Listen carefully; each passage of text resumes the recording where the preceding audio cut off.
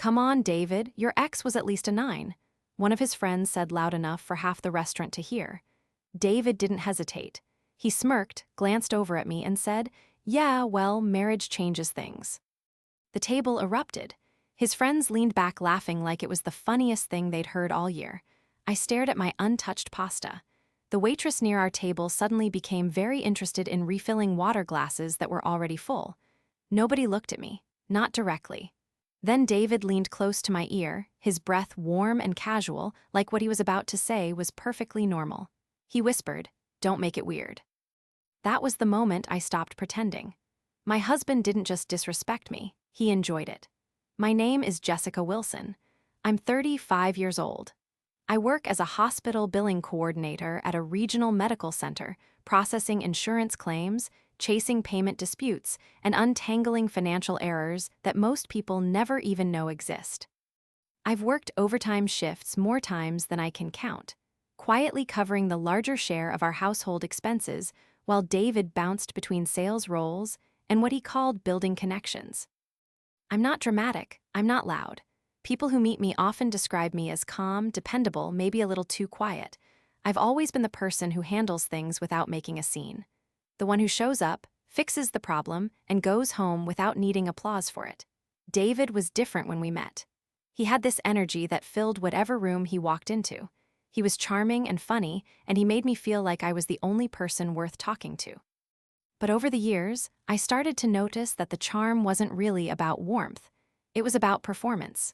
David cared deeply about how things looked, what people thought, and whether the right people were impressed by him. His family never fully accepted me, though they were polished enough to pretend they did for the first year or two. His younger sister, Brianna, was the family favorite in every obvious way. She had the high-profile career, the social presence, the curated Instagram life. Whenever the family gathered, conversations naturally orbited around Brianna's achievements. I was there, always at the table, always quiet, always treated like someone temporarily filling a seat. The subtle disrespect came in waves. David made jokes about my clothes being too plain. After a stressful stretch at work where I gained some weight, he made comments about it the way people comment on weather, casually, like it wasn't something that could cut. And then there was Chloe, his ex-girlfriend from college who he'd dated for 2 years before we met. Her name came up far too often. Her ambition, her style, her ability to hold a room. I stayed through all of it. I told myself that loyalty was more important than pride. That real relationships required patience and grace and a willingness to absorb things without reacting. I believed that choosing peace was the mature option, but I was also hiding something. Late nights at the kitchen table after David was asleep. Private emails sent from an account he didn't know about. A voice growing steadily louder in a space he had no idea existed. I wasn't glamorous or loud. But I had something none of them saw coming. That dinner didn't break me. It just exposed what had already been rotting underneath my marriage. If you've ever laughed something off just to survive the moment, just to keep the peace, just to avoid becoming the problem, at the table, this story is for you. Because humiliation inside a relationship rarely arrives all at once. It sneaks in slowly, one small comment at a time, until you can barely remember what it felt like to feel certain about yourself. If that hits close to home, subscribe before we go any further. And if you've ever been underestimated because you weren't loud enough or flashy enough, I want to hear from you in the comments. Hit hype or like the video right now because this story is only getting started. The dinner had been framed as a casual reunion. David's college friend group, 5 men and their partners, gathering at a new restaurant downtown that had just gotten a feature in a local lifestyle magazine. David had talked about it for 2 weeks. He'd picked his outfit 3 days early. I wore a navy dress I liked. Simple, professional. David looked at it before we left and said, "That's what you're going with." I didn't change. The restaurant was warm and dim with amber lighting, wood paneling, and the thick smell of garlic and white wine in the air. I remember the sound of silverware against ceramic plates and the low, steady hum of a dozen conversations happening at once. We were seated at a large round table near the back, and within the first 20 minutes, drinks were poured and David had already become a louder version of himself. It started with a few glances. One of his friends, a man named Troy with a practiced laugh and expensive sneakers, made a comment about a woman walking past our table. Something about her appearance delivered like a sports commentator. David laughed, then another friend joined in. then another. Their partners sat quietly, looking at their menus or their phones. I tried redirecting. I asked about someone's recent home renovation. I mentioned a news story. Each time, the conversation drifted back like water finding its level. Then Troy set down his glass and looked directly at David with a grin that already knew where it was going. So honestly, where does Jessica rank compared to Chloe? Just asking. The table went a specific kind of quiet, not silence, just the volume dropping slightly like everyone was listening while pretending not to. David laughed, not a nervous laugh, not an uncomfortable one. A real laugh, the kind that means the joke landed exactly where he wanted it to. Chloe knew how to take care of herself, he said. Jessica's more, comfortable. Comfortable. Like I was a couch, like being dependable and steady and faithful through 6 years of marriage was something to apologize for. Troy raised his glass. Someone else smirked. One woman at the table, the partner of one of the quieter friends, caught my eye and looked immediately down at her plate. Her expression was the only honest thing at that table. I excused myself to the restroom. I needed 45 seconds of silence and a tile wall to lean against. She followed me in. The woman from the table, soft-spoken, with careful eyes. She stood beside me at the sinks and said quietly, "I'm sorry, that was awful." I thanked her. She left without saying anything else. Sometimes that's all there is. On my way back, I passed the hallway near the restaurant side exit where David had stepped out. He didn't see me. He was on his phone, laughing at something, and I heard him say clearly, Jessica was the safe choice. Chloe was the dream. You make different decisions when you're ready to settle down. The safe choice. I stood in that hallway for a moment. I didn't cry. Something colder than sadness moved through me. When I returned to the table, David was showing someone a photo on his phone. I could see from the angle it was a picture of Chloe. Tall, polished, smiling on a yacht somewhere. His friends were nodding. Then David said it casually, "The way you mention something you think is perfectly reasonable. Actually, I invited Chloe to the housewarming next month. She's back in town, and it would be good to reconnect, professionally." Nobody reacted like it was unusual. I picked up my fork and pressed it gently against the pasta I had not eaten. "Sure," I said. My voice was steady. For the first time in years, I stopped asking how to fix my marriage and started asking why I was still protecting it. The housewarming was 3 weeks away, and David approached it like a personal brand launch. He was on the phone constantly, coordinating with caterers, making lists, sending invitations to people I barely recognized. The house we both paid for, where I had chosen the kitchen cabinets and the dining room light fixture and repainted the hallway myself on a Saturday afternoon, became a venue he was staging. He didn't ask my opinion. Not once. "I've got it handled," he said when I asked about the menu. "You're not really good at social stuff." I stood in the kitchen doorway and watched him scroll through catering options on his laptop, completely unbothered by what he'd just said. I noticed Chloe's name appearing in a group chat notification on his phone screen. I didn't ask about it. At a small dinner he arranged for a subset of the friend group the following weekend, he made a joke about my choice of appetizer. Something about how I always played it too safe. Everyone laughed. I smiled. I had gotten very good at smiling. His mother called that week to talk about the party. I made the mistake of mentioning that I thought the budget was getting a little stretched. She sighed in the specific way that meant she was about to be generous while being unkind. "Jessica," she said, "David knows how to invest in relationships. You've always been a little too focused on the numbers." I hung up the phone and sat in my car in the hospital parking garage for 12 minutes before my next shift started. The concrete walls made everything quieter. I've spent a lot of meaningful time in that parking garage. I started writing things down, not feelings. Records, dates, amounts, exact phrasing of conversations. I have a very precise memory for language, which comes in useful when you've spent years sorting through billing disputes. David thought my silence was compliance. He had never once considered that silence could also be preparation. 2 weeks before the housewarming, I discovered the savings account. We kept a joint account separate from our individual accounts, intended for emergencies, future investments, things we'd discussed together. I had contributed steadily to it for 3 years. When I logged in to check the balance before approving a recurring subscription charge, the number I saw made me log out and log back in. $14,000 was gone. I sat with that number for a long time. Then I pulled up the transaction history. Furniture. A catering deposit 3 times the original quote. 2 cases of wine from a boutique shop. decorative items delivered to our house that I'd assumed were borrowed from somewhere. I brought it up that evening. Calmly, I said, I saw the withdrawals from the joint account. Can we talk about that? David didn't look up from his laptop immediately. When he did, he had the particular expression of someone who has already decided they won't apologize. It's the housewarming. It's an investment. You didn't ask me, I said. Because you would have said no, he said. You think too small, Jessica. This party is going to open doors. Those were our savings. They're still being used on us. Relax. I didn't raise my voice. I asked 2 more questions, received 2 more dismissals, and then I went to the bedroom and opened my laptop. Not to argue, to work. I had things to organize. Weeks earlier, I had started something I should have started much sooner.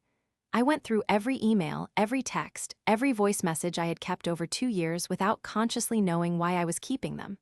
I organized them by date and category: financial, emotional. Recorded conversations I had kept on my phone during arguments because I'd grown tired of David later claiming things never happened. I found a media attorney through a contact I trusted.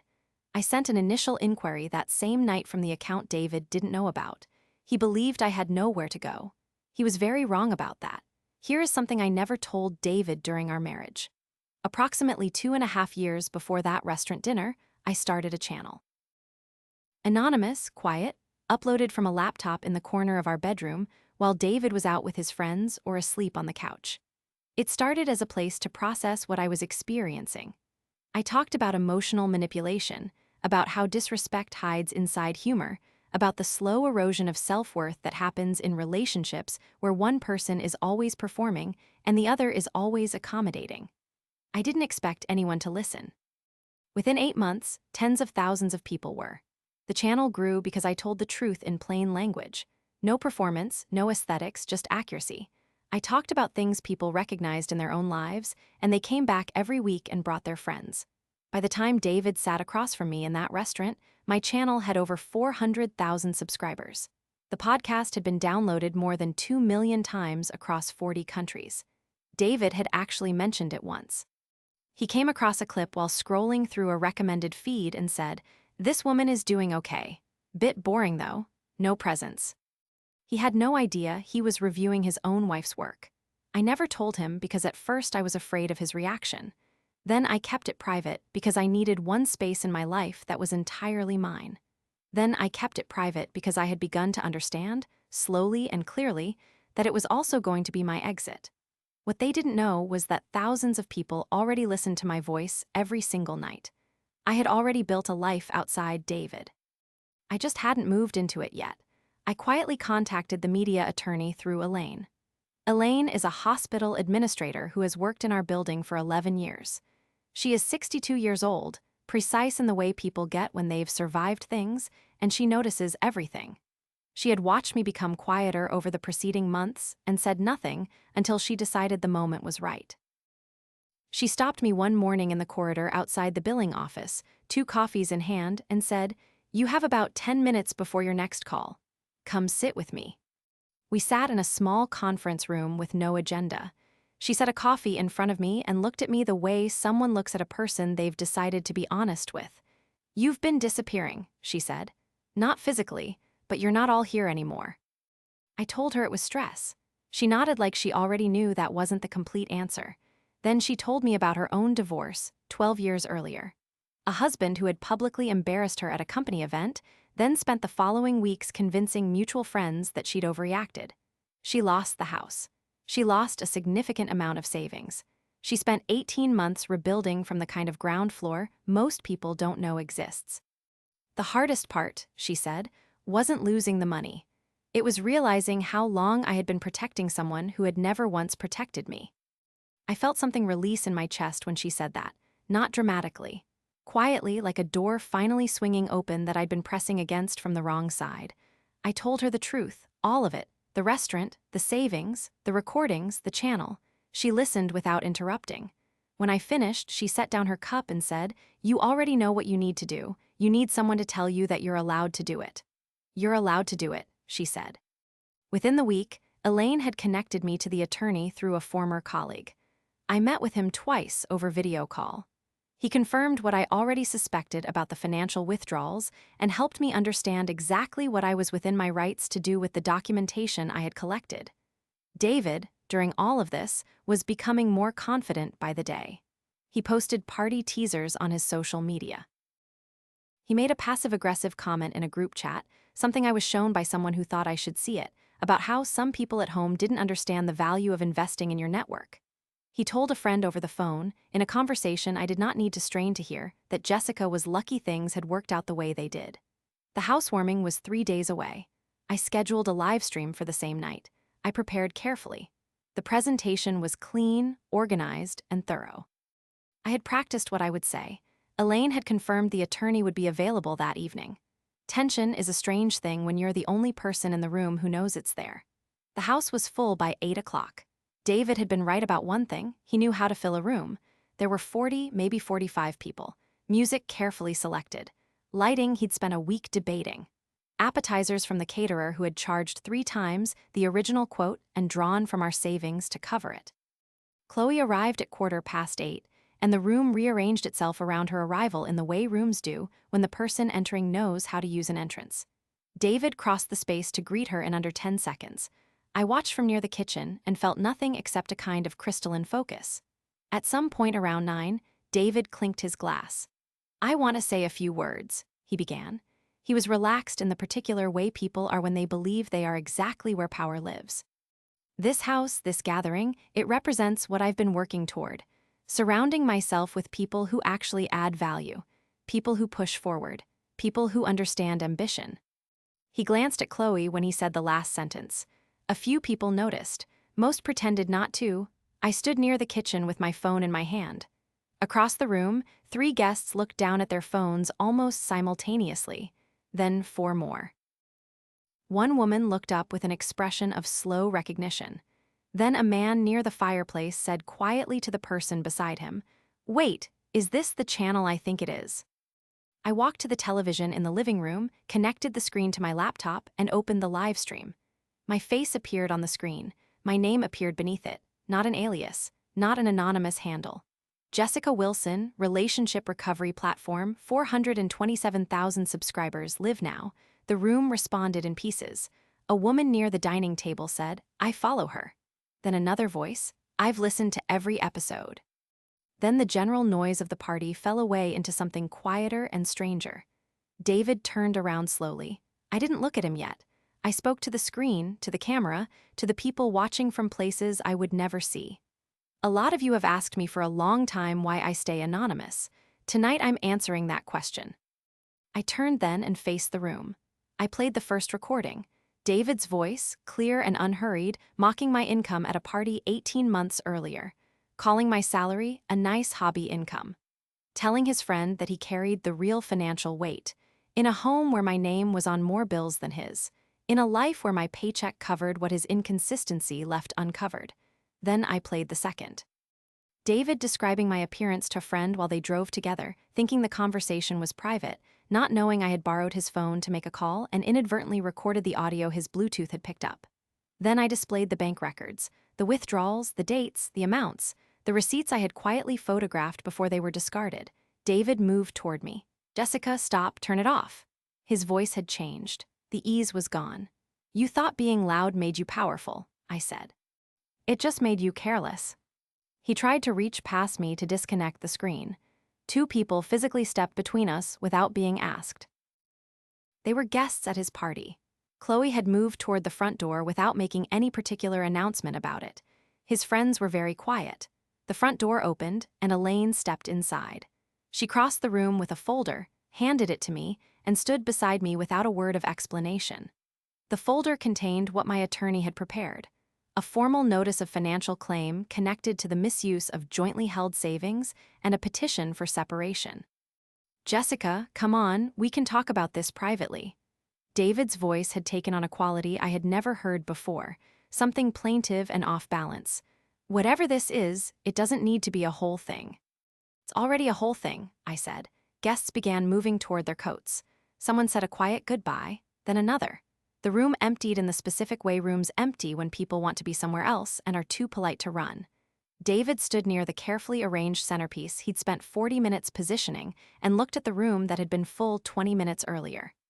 "You earn more than I do," he said, less like an accusation and more like something he was only now computing correctly. From that channel." "Significantly more," I said, "for about 2 years now." I picked up my bag. I had not unpacked the box of overnight things I'd placed in my car that afternoon. "The attorney's contact information is in the folder," I said. I walked to the front door. I did not look back. The apartment I moved into was smaller than the house, with thin walls and a window that faced another building's fire escape, and it was the most peaceful place I had ever lived. I painted the kitchen myself on a Saturday afternoon. Nobody commented on the color I chose.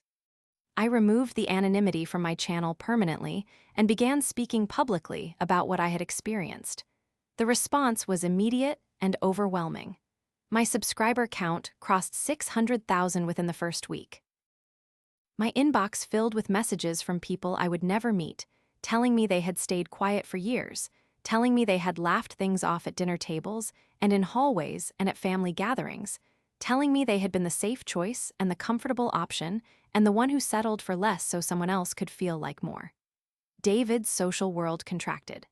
The friends who had laughed at that restaurant dinner found reasons to be unavailable. The ones who had been recorded at other gatherings were quietly managing their own discomfort. The confident social presence he had cultivated over years turned out to be more fragile than it looked, because it had been built on performance rather than anything real. Chloe disappeared from his life in the same unhurried way she had moved through that party, without any announcement, without accountability, toward whatever room offered the best lighting. I started therapy 2 months after I moved out. My therapist is direct and unhurried, and she asks questions that require honesty rather than just reflection. She helped me understand something I had suspected but never fully named. I had not stayed in that marriage because I was weak. I had stayed because I had built my identity around being the person who absorbed difficulty without complaint. Being dependable had stopped being a strength and had become a mechanism for tolerating things that should not have been tolerated. I rebuilt slowly. Healthier sleep.